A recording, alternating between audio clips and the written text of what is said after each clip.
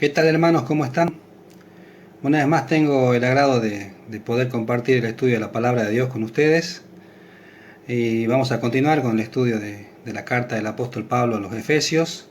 Pero antes de empezar, los invito a que podamos orar a nuestro Dios. Oremos. Padre del cielo, te damos gracias por esta nueva oportunidad que tenemos de estar juntos por este medio. Te damos gracias por la libertad que tenemos para poder leer tu palabra. Rogamos en este tiempo tu guía para poder leer tu palabra, para poder entenderla y para poder aplicarla a nuestra vida. Te damos gracias y te pedimos todo esto en el nombre de tu amado Hijo Jesús. Amén. Bien, vamos a comenzar entonces con el estudio. Vamos a tomar como pasaje inicial el versículo de Efesios, capítulo 5, verso 21.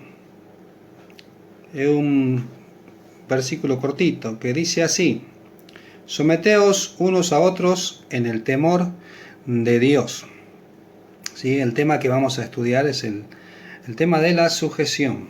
Vamos a cambiar un poco las palabras, porque por ahí el término someteos o someter o sometimiento es un término, una palabra fuerte que está asociada principalmente con aquel dominio que se ejerce sobre las personas, un dominio a través de la fuerza, de la violencia, y no es eso lo que el Señor quiere enseñarnos a través de este pasaje, ¿sí? No tiene nada que ver con eso. Por eso el término sujeción es el más adecuado, y vamos a tratar de usarlo en lugar del otro término.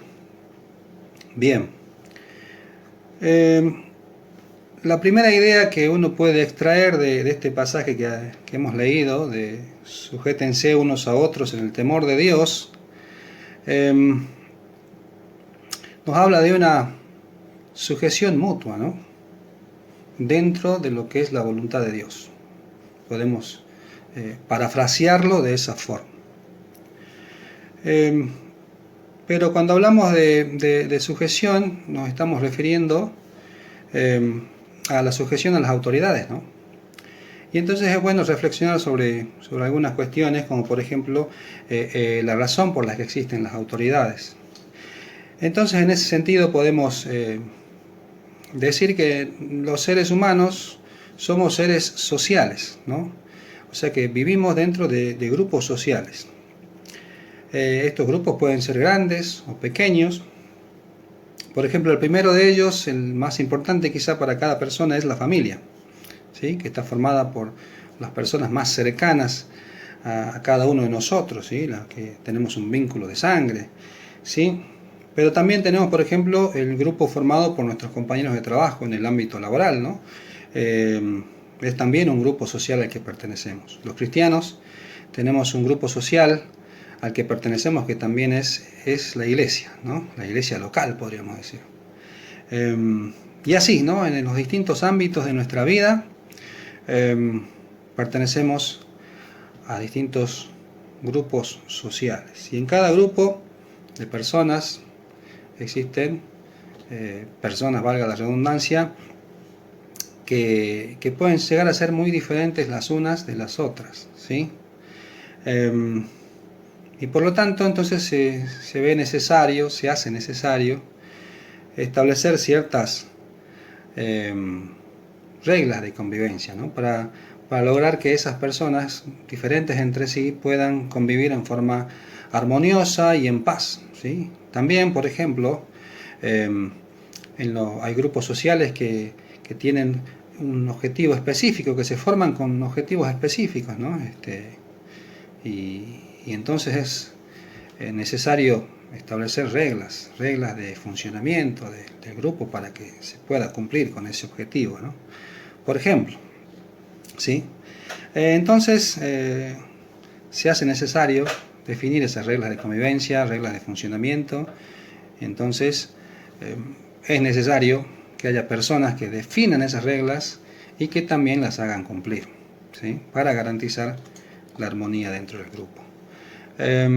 Y esas personas son las autoridades, ¿sí?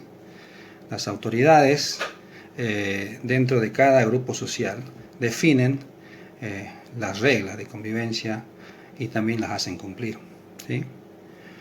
Y nosotros los que debemos sujetarnos a esas autoridades somos los llamados subordinados, ¿no? Las personas que se sujetan a lo dispuesto por las autoridades. Bien, entonces todo esto que acabo de decir encuentra también su aval, digamos, dentro de las Escrituras en lo que dice Romanos capítulo 13, versículos del 1 al 4, que vamos a leer, ¿sí? Entonces, Romanos 13, versículos del 1 al 4, dice así: Sométase toda persona a las autoridades superiores, porque no hay autoridad sino de parte de Dios, y las que hay por Dios han sido establecidas. De modo que quien se opone a la autoridad, a lo establecido por Dios, resiste, y los que resisten acarrean condenación para sí mismos. Porque los magistrados no están para infundir temor al que hace el bien, sino al malo. ¿Quieres pues no temer la autoridad? Haz lo bueno y tendrás alabanza de ella. Porque es servidor de Dios para tu bien. Pero si haces lo malo, teme, porque no en vano lleva la espada, pues es servidor de Dios, vengador para castigar al que hace lo malo. El pasaje que acabamos de leer, si bien se refiere particularmente a las autoridades de gobierno, sin embargo de él podemos extraer verdades de Dios que se pueden aplicar a todo relacionado a la sujeción de manera general, ¿sí? Por ejemplo, podemos decir que Dios nos manda a los cristianos a sujetarnos a las autoridades, ¿sí? Que toda autoridad ha sido establecida por Dios, para dar bienestar a las personas, con ese objetivo. Que el que no se sujeta a la autoridad no se sujeta a Dios. Y que la autoridad castiga al que hace lo malo, es decir, aquel que no quiere vivir bajo las reglas de convivencia acordadas y que de esa manera afecta el bienestar de las demás personas, ¿sí? Entonces, teniendo en cuenta algunas de estas verdades, teniendo en cuenta esa idea de sujetarse unos a otros de Efesios 5:21, podemos entender que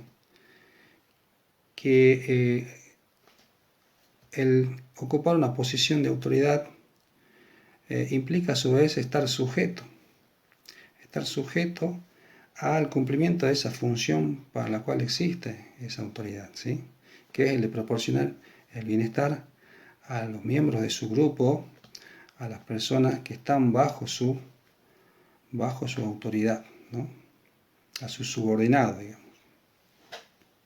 Y entonces también uno puede entender que al tratarse del bienestar de los subordinados, estos también deberían tener algún grado de participación en las decisiones que toma la autoridad, ¿sí? Bien, también siguiendo con esta idea de sujetarse unos a otros, también pensaba que era importante reflexionar en que nosotros en nuestra vida podemos pertenecer a distintos grupos sociales al mismo tiempo, ¿sí?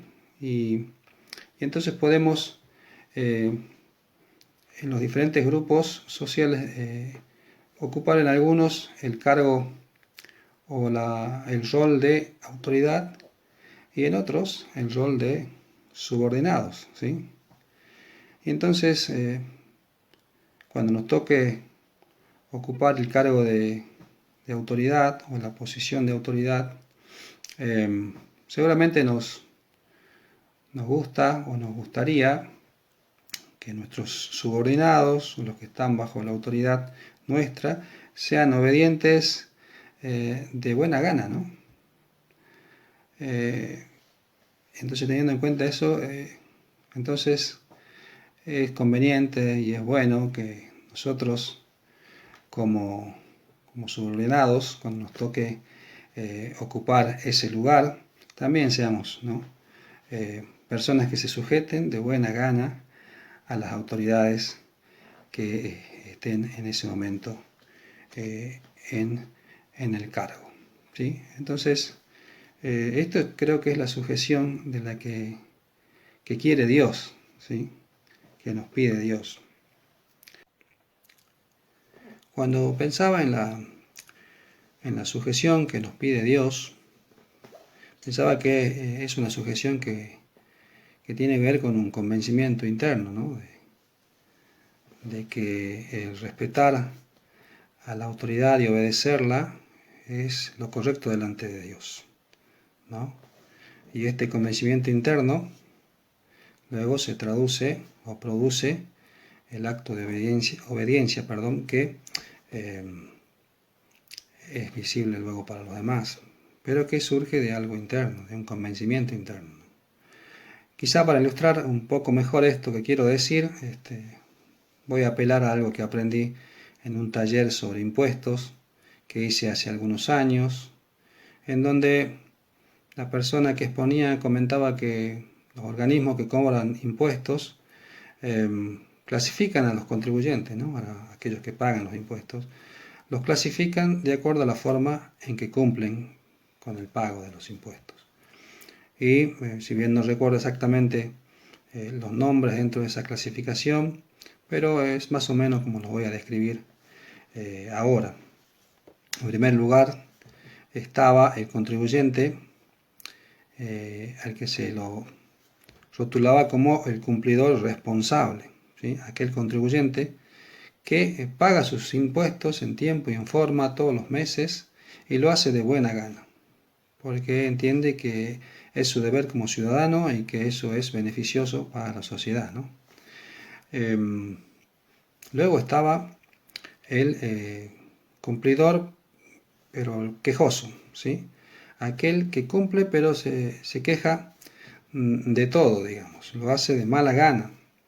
Se queja de la autoridad, se queja de los procedimientos, ¿sí? Cumple pero de mala gana.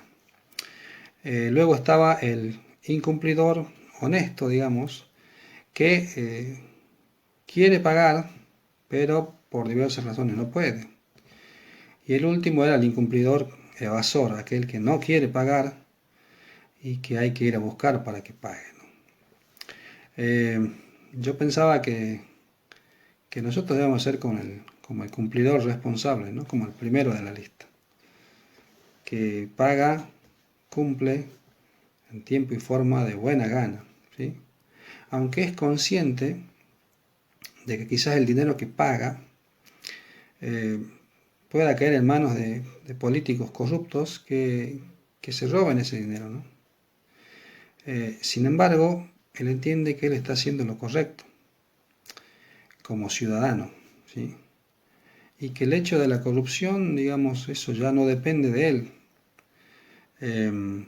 que eso está en manos de las autoridades correspondientes que deben controlar que eso no pase. Pero él está convencido de que cumplir con sus obligaciones es lo correcto, es su deber como ciudadano. Y nosotros debemos tener esa misma actitud, ¿no? Darnos cuenta que sujetarnos a las autoridades es lo correcto delante de Dios. Aun cuando somos conscientes de que las autoridades no son perfectas, que muchas veces pueden tomar decisiones con las que no estamos de acuerdo, porque pensamos que no son las más correctas, las mejores, y que a veces son malas decisiones inclusive. Sin embargo, debemos sujetarnos a las autoridades, porque eso es lo que corresponde delante de Dios. Así que, bueno, hemos dado algunas generalidades acerca de lo que es la sujeción, ¿no? Que pueden aplicarse a los distintos ámbitos de nuestra vida. Y a continuación, bueno, el apóstol Pablo aborda el tema de la sujeción, pero ya aplicándolo a ámbitos particulares de nuestra vida. Por ejemplo, el matrimonio, ¿sí? La relación entre el esposo y la esposa. Y entonces vamos a leer el pasaje de Efesios, capítulo 5, versículos desde el 22 al 24, en donde el apóstol Pablo se dirige en estos versos a las esposas, ¿sí? Y vamos a leerlo.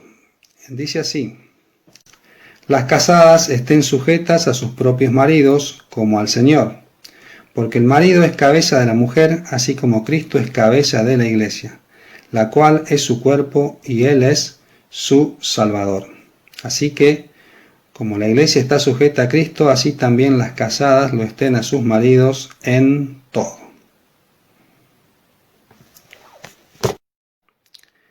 En este pasaje el apóstol Pablo deja claramente establecido quién ocupa el rol de autoridad en el matrimonio. Y el hombre es la autoridad en el matrimonio y la mujer debe sujetarse al hombre como se sujeta a Dios. ¿Sí? Y para mostrar lo importante y lo sagrada que es esta relación de autoridad en el matrimonio, es que el apóstol Pablo compara a la relación entre esposo y esposa con la relación que existe entre Cristo y la iglesia. Y así como Cristo es la cabeza de la iglesia y esta es su cuerpo, es decir, así como Cristo es la autoridad sobre la iglesia y ésta se sujeta a Él, así también el hombre y la mujer, digamos, forman un solo cuerpo, pero donde el hombre es la cabeza, es decir, donde el hombre es la autoridad y la mujer es la que se sujeta al hombre, ¿sí? Sin embargo, entendemos que los hombres no somos perfectos, ¿sí? No somos perfectos como Cristo, sino que somos pecadores y cometemos errores, ¿sí? Entonces la responsabilidad de la mujer en este caso es ser ayuda idónea para el hombre, ¿sí? Debe ayudarlo, debe aconsejarlo, debe apuntalarlo en sus debilidades y finalmente debe sujetarse a él en sus decisiones, ¿sí? Este es el rol de la mujer. Sin embargo, muchas veces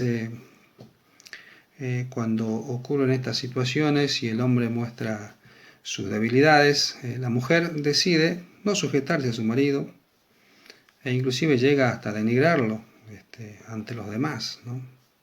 Haciendo hasta comentarios tristes sobre su marido, ¿no? Por ejemplo, un comentario que he escuchado mucho de esposas sobre sus esposos, ¿no?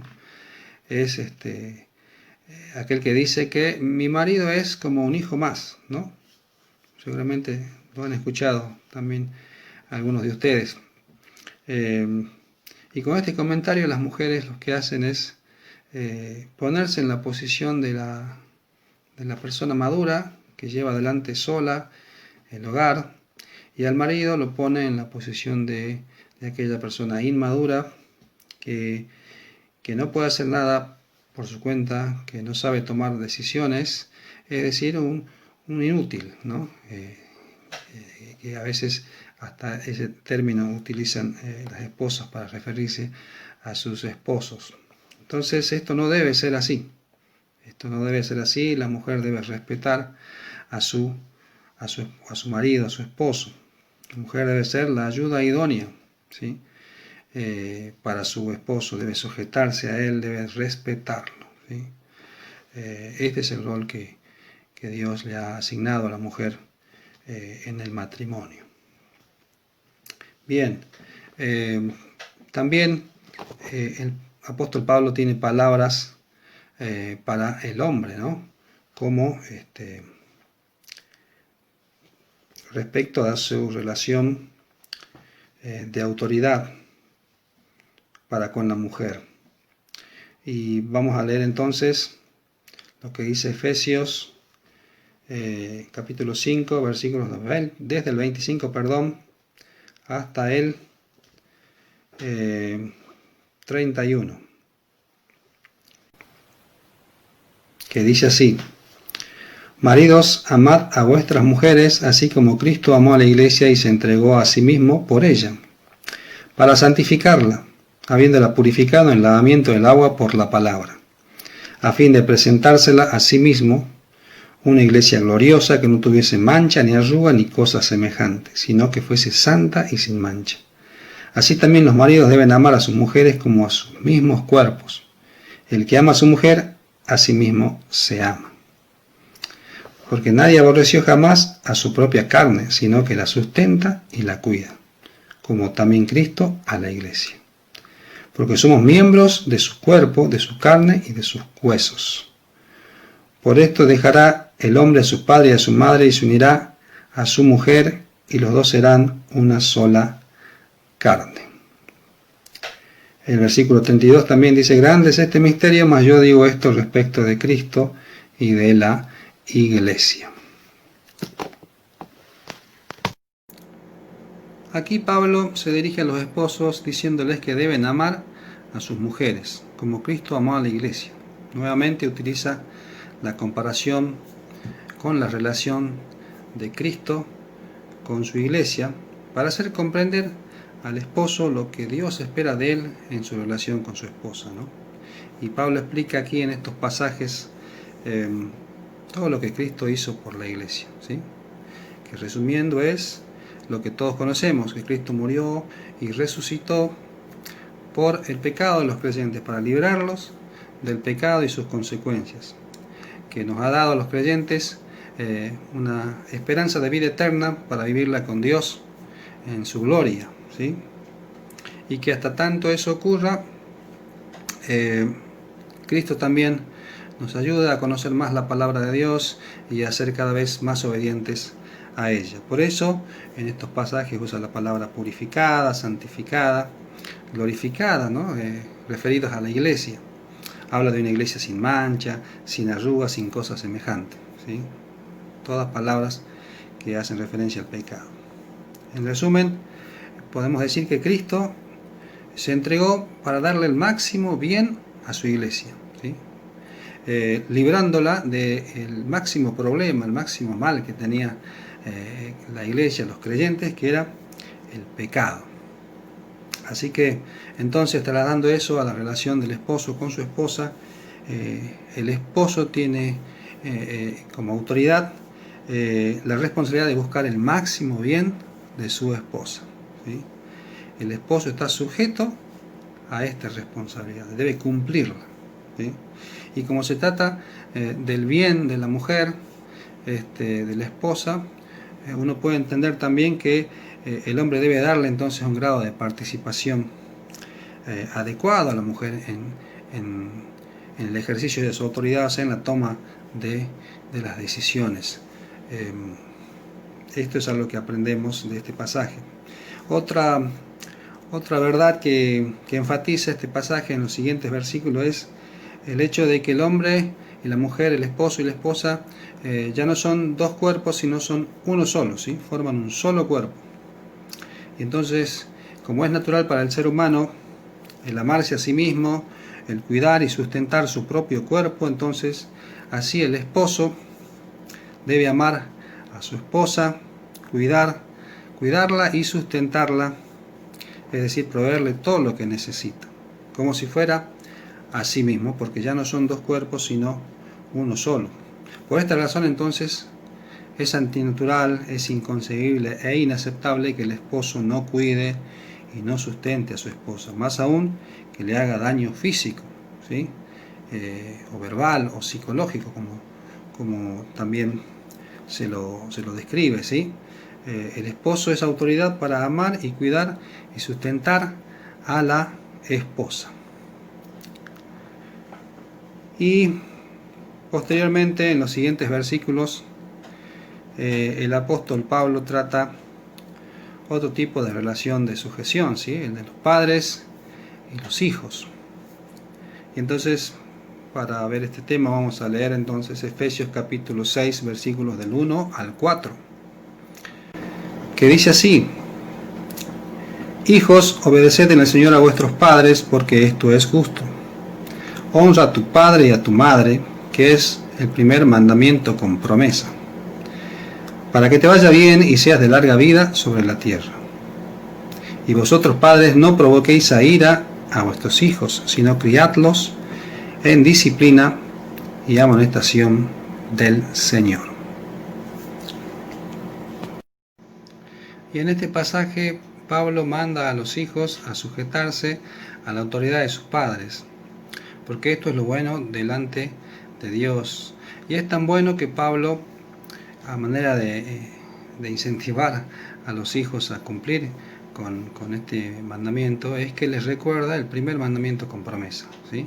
Ese que dice: honra a tu padre y a tu madre, para que te vaya bien y seas de larga vida sobre la tierra, ¿sí? La obediencia es una forma de honrar a los padres, ¿sí?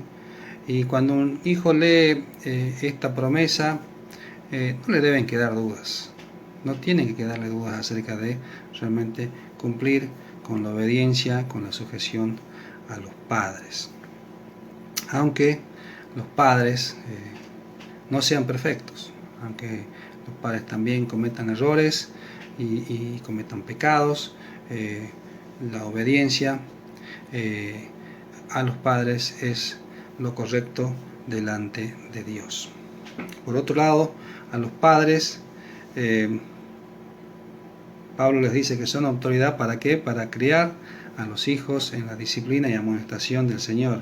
En otras palabras, esto significa que los padres deben enseñar a los hijos a ser conocedores de la palabra de Dios y a ser obedientes a ella. Y deben corregir a los hijos cuando estos desobedezcan a la palabra de Dios. Los padres son los responsables de esta tarea, ¿sí?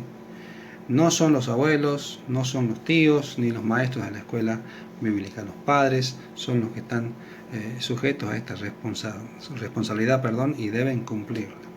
Ahora, esta tarea debe ser realizada por los padres con actitudes cristianas hacia sus hijos, ¿no?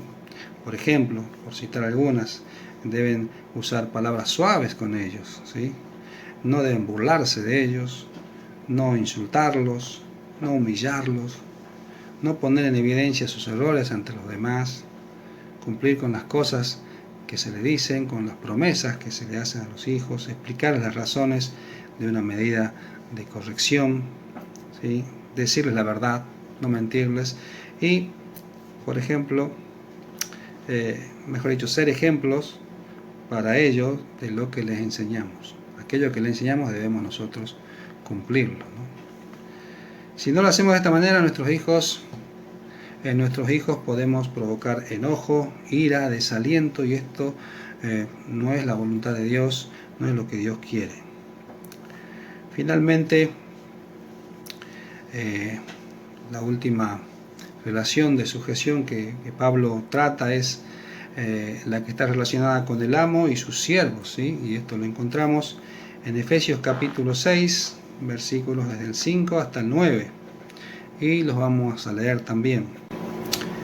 Siervos, obedeced a vuestros amos terrenales con temor y temblor, con sencillez de vuestro corazón, como a Cristo, no sirviendo al ojo, como los que quieren agradar a los hombres, sino como siervos de Cristo, de corazón haciendo la voluntad de Dios, sirviendo de buena voluntad como al Señor y no a los hombres, sabiendo que el bien que cada uno hiciere, ese recibirá del Señor, sea siervo o sea libre. Y vosotros, amos, haced con ellos lo mismo, dejando las amenazas, sabiendo que el Señor de ellos y vuestro está en los cielos, y que para Él no hay acepción de personas. En la actualidad, en nuestra sociedad no tenemos una relación de sujeción con las características que tenían la relación del amo con su siervo en esos tiempos, que era una relación de esclavitud, digamos, ¿no? Sin embargo, podemos decir que la relación que más se le asemeja es la que pueden tener el patrón con su empleado, perdón. Y vamos a tratar de analizar este pasaje en función de esto, ¿sí? Entonces, de acuerdo con este pasaje, podemos decir que Pablo enseña a los empleados cristianos a sujetarse y trabajar para sus patrones como si estuvieran trabajando para el Señor, para Dios. Deben trabajar para sus patrones de buena gana, ¿sí? Como para el Señor y no para el patrón. El empleado cristiano no debe esperar una recompensa de su patrón, no debe motivarlo esto para trabajar, sino que debe esperar la recompensa del Señor, ¿sí? Por otro lado, el patrón cristiano no debe aprovecharse de su posición de autoridad sobre el empleado. El patrón cristiano debe considerarse a sí mismo como un siervo de Dios y por lo tanto el mismo trato amoroso que Dios tiene con él debe tenerlo con sus empleados, ¿sí? El patrón cristiano no debe aprovecharse de la necesidad de trabajo de sus empleados y debe pagarles lo que les corresponde. Y lo que le corresponde es lo que establecen las autoridades de gobierno a través de las leyes, ¿sí? Y aquí ya estamos combinando lo que enseña este pasaje con lo que enseña Romanos capítulo 13, ¿sí? De manera que el empleado cristiano, el patrón cristiano debe pagarle a su empleado lo que indican las leyes y debe darle los beneficios que indican las leyes, porque esto es lo correcto, lo bueno delante de Dios. Y antes de terminar con una oración, quería también hacer una aclaración que creo que es importante. Los cristianos debemos obediencia y sujeción primeramente al Señor, a su palabra. Y esto significa que si en algún momento de nuestra vida recibimos un mandato de alguna autoridad que implique desobedecer a los mandamientos del Señor, desobedecer a la palabra de Dios, el cristiano debe tener claro que debe desobedecer esa orden, ese mandato. ¿Por qué? Porque para el cristiano es más importante, es necesario obedecer a Dios antes que a los hombres. Bien, hecha esta aclaración importante,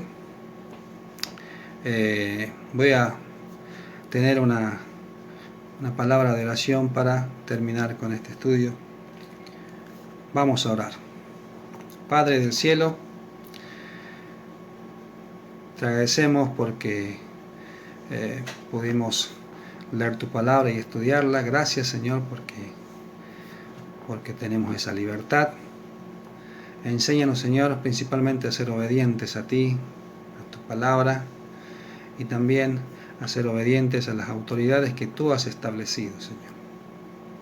Padre del cielo, te rogamos que sigas cuidando a los hermanos en este tiempo de pandemia, que nos sigas protegiendo como lo has hecho siempre, y que podamos pronto estar reunidos de nuevo.